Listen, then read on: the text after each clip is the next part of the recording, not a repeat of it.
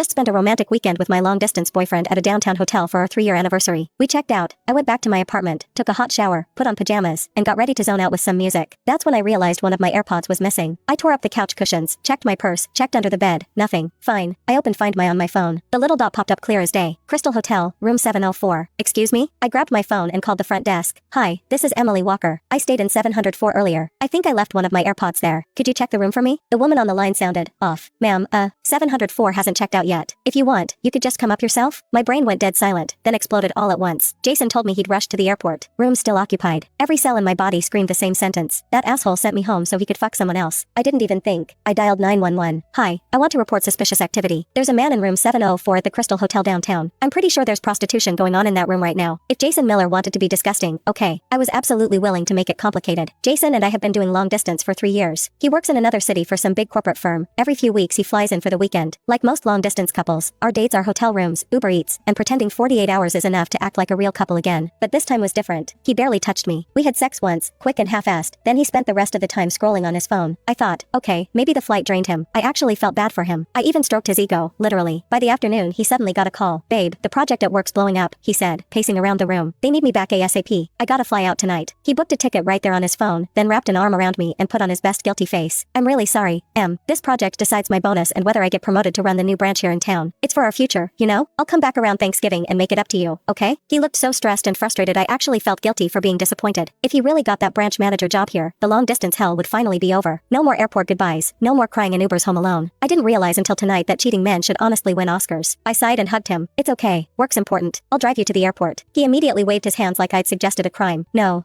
don't. If you drive me there, I'll just worry about you driving back alone. It's late, the traffic's crazy. Let's just go our separate ways from here. It's easier. I wanted to cling to him a little longer, but he looked so urgent I swallowed it. We checked out together. I grabbed a rideshare back to my apartment. I crashed on my bed and knocked out. When I woke up, it was after 10 p.m. I grabbed my phone, threw on some music. Only one AirPod connected. I checked my bag, the bathroom, under the sheets. Nothing. So I opened Find My. There it was, glowing like a middle finger from God. Crystal Hotel, room 704. It was late, and I didn't feel like going back out, so I called the front desk. Hi, this is Emily Walker. I checked out of 704 today. I realized I left an AirPod in the room. Can you send someone up and have a courier drop it off for me? The girl at the desk hesitated. Ma'am, didn't you just come back up here? I actually just printed you a replacement key for 704. My head buzzed like someone hit a gong inside my skull. First reaction, he's cheating. No wonder he was so useless in bed this time. He was saving his stamina for the real show. I forced myself to calm down. Maybe the front desk was confused? I FaceTimed Jason. Rejected in under a second. I called. Straight reject again. Same speed as last night, when he finished in about the time it takes Netflix to load a thumbnail. Then I got a text. Babe, the plane's about to take off. I'll call you when I land. Plane, my ass. You went to the airport at noon and 10 hours later you're just now about to take off? More like you're about to take off on some girl in my bed, in my hotel, next to my damn AirPod. At that point I was almost certain Jason Miller was cheating. That bastard. I was going to tear him and his side chick apart. I threw on clothes, booked a ride, and headed straight for the Crystal Hotel. On the way there, my brain spun in circles. I was pretty sure this was cheating, not some random escort, but either way it was disgusting. I even took another shower before leaving the house. Yeah, I know, she's the one coming after me, but just the idea of sharing a bed with some side chick in the rotation made my skin crawl. I honestly didn't know whether to call it sharing a room or sharing a piece of shit. From what the front desk said, she'd just handed the other woman a new key card. In a decent hotel, if you lose your key, you can't just say, oh, I'm in 704, let me in. You need the room number and the name on the reservation. She knew Jason's name. She knew the room. That's not some random hooker off an escort site. Jason might be an asshole, but he's not stupid enough to give his real name and corporate job to a street-level sex worker. So yeah, this wasn't just some quick paid fuck. This was cheating. I replayed the whole weekend. He'd flown in, done the bare minimum with me, then suddenly bailed halfway through our weekend. The urgent work call, the project, the bonus, the branch manager role, what a script. Clearly, the main event wasn't me. Last night was his warm-up. The real headliner was scheduled for tonight. What I couldn't figure out was who the hell the side chick was. We'd been out of college for 3 years. Jason moved away for work. How did he suddenly have some woman here in my city? If he was going to cheat, wouldn't it make more sense to screw someone in his city? Whatever. Once I got to that hotel, everything would come out. Halfway there, it hit me. Going in alone might not cut it. I'd need pictures, video, and if things got physical, I needed backup. So I called my best friend Sophie. She picked up sounding half asleep and half evil. Why the hell are you calling me in the middle of the night? Are you on fire? It was only 11 p.m. There's no universe where Sophie's asleep by then. Unless, my stomach dropped. Jason only knew 2 women in the city, me and Sophie. I froze, a cold sweat breaking out on my forehead. Those cheating with the best friend stories online? No way that was going to be me, right? The more I thought about it, the sicker I felt. What if I lost my boyfriend and my best friend in one night? But the call was already connected. No backing out now. Get your ass up, I snapped. We're going to the Crystal Hotel to catch Jason cheating. Instantly, her sleepiness vanished. I could pretty much hear her jumping out of bed. What? Jason's cheating? Are you already there? Don't let him leave. I'm coming. Wow. Not oh my god. Are you okay? Not I'm so sorry. That must hurt. Just pure, unfiltered excitement. Apparently, gossip friendship. But at least I could cross one nightmare off the list. If Sophie was that excited, she clearly wasn't the side chick. Don't go barging in yet, she said, voice climbing. I'm almost there. I was about to hang up when she added, already hyped out of her mind. Wait, should I bring my drone and the gimbal? We could get insane footage. This bitch. When we went on actual vacations, she was too lazy to bring her camera gear. Now that we're catching my boyfriend cheating, suddenly she's Discovery Channel. I just found out I got cheated on, and you're out here planning a full production shoot. Just get over here. She coughed, trying to sound serious. Right. Sorry. I forgot this is tragic for you. Don't worry. I'll help you wreck him. My ride pulled up to the hotel. I hung up, marched straight to the front desk. Hi, I'm a guest in 704. I need a replacement key, please. The receptionist, her name tag said Amy, gave me a cautious look. I'm sorry, Ms. Walker, but I don't see your name on the reservation. I can't issue a new key without the registered guest's permission. Of course. I bet she'd already put two and two together when I called earlier. There was no way she was just going to hand me that key. The reservation is under Jason Miller. He's my boyfriend. I literally stayed here last night. I understand, Amy said, sympathetic but firm, but it's hotel policy. We can call Mr. Miller and ask if he wants us to issue another key. If he agrees, I can print one for you. Yeah, no. Let him know I'm here so he can shove the side chick into the closet and wipe the sheets down with Febreze. Don't, I said quickly. I'll text him to come get me. I walked over to one of those stiff hotel lobby couches and sat down, trying to think. The elevators all needed key cards. No key, no fifth floor. So while those two were up there screwing each other's brains out, I was sitting downstairs in the air conditioning, swallowing my rage. I held it in for a few minutes, then it cracked. My throat tightened, and the tears just burst out, silent at first, then ugly. I was furious, humiliated, heartbroken, all at once. Jason was my first everything. We started dating in college. After graduation, he moved out of state to build his career, and I stayed here teaching middle school. I thought long distance was just doomed. Eventually one of us would give up, right? But then he told me his company was planning to open a branch in my city. If he worked his ass off for a few years, they'd move him back here as the branch manager. The branch actually opened. His boss literally told him, nail this new project, and you get the job. I was so stupidly hopeful, counting down to the end of long distance, imagining him moving back, apartment hunting together, putting our names on the same lease. And just when I was standing at the edge of that future, he pulled this. I'd been waiting for him like some loyal porch light, always on, hoping he'd come home. Every holiday, every long weekend, I built my life around when he might visit. And now, right when he's almost back for good, some side chick just swoops in to collect my prize like it's curbside pickup. The longer I thought about it, the more it burned. I wasn't just hurt. I was pissed. I was going to shred these two like they were the last episode of a bad reality show. Right then, Sophie came flying through the sliding doors, hauling a guy behind her and a ton of gear. This is my cousin Leo, she said, a little too cheerfully. He was crashing at my place. When he heard about your situation, he didn't even think about sleeping. He insisted on coming. He's a photographer, totally pro. Yeah, help my ass. They were here to feast on drama. Leo grinned at me. You're Sophie's best friend, so you're basically my sister. Tell me what you need. I got you. He popped open a case and started pulling things out. A drone, a gimbal, lenses, random gadgets I didn't even recognize. I'd never seen such heavily armed spectators. Can we maybe not start a full-scale film set in the lobby? I hissed. We can't even get upstairs yet. I explained the hotel's policy. Without Jason's permission, we couldn't get a key.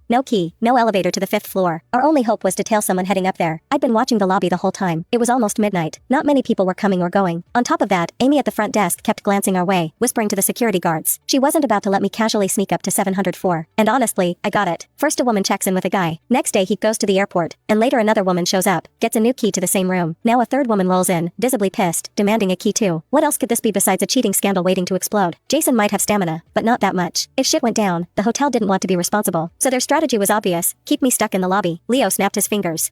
Most buildings have a fire stairwell. We can just take the stairs up. I told Sophie to stay in the lobby and run interference if needed. Leo and I slipped out of sight and hunted down the emergency stairwell. Luckily, 704 was only on the 5th floor. We sprinted up, hearts pounding. I was ready to kick the door in and catch them mid-thrust when Leo grabbed my arm. These doors are solid as hell, he whispered. You're not kicking that open. Let's think for a second. I pressed my ear against the door anyway, desperate to hear something, anything. All I got was muffled noise. No clear talking, just sounds, which honestly made it worse.